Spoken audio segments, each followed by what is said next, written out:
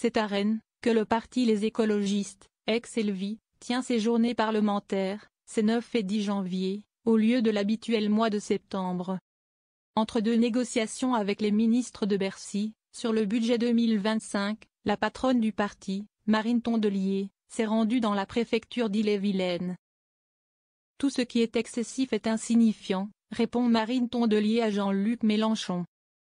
On est dans un moment politique inédit, dans une situation politique et budgétaire préoccupante car la France n'a toujours pas de budget. Rappelle la secrétaire nationale d'Elvi, interrogée par Public Sénat, voir les images de Rosamélie Bessel et de Jonathan Dupriez.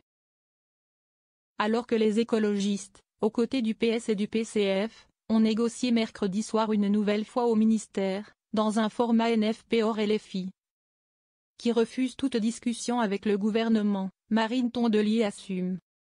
Nous avons pris nos responsabilités, nous avons fait des propositions fortes, claires, qui ont le mérite de la constance et de la cohérence. Et qui ont le mérite d'être arrivés en tête des élections législatives, soutient la responsable écologiste. Alors que Jean-Luc Mélenchon n'a pas de mots assez durs pour critiquer le choix des autres partis de gauche d'aller trouver quelques avancées, avec le gouvernement, contre une non-censure, la patronne des écolos souligne qu'ils étaient pourtant invités. Tout ce qui est excessif est insignifiant, surtout dans la période qu'on traverse, lance Marine Tondelier. Nous avons besoin de choses concrètes. Elle rappelle la demande des écologistes, comme des autres partis de gauche, on veut l'abandon de l'application de la réforme des retraites. Il y a plusieurs manières d'y parvenir. Et si elle constate de l'ouverture sur le sujet de la part du gouvernement? Nous avons besoin de choses concrètes.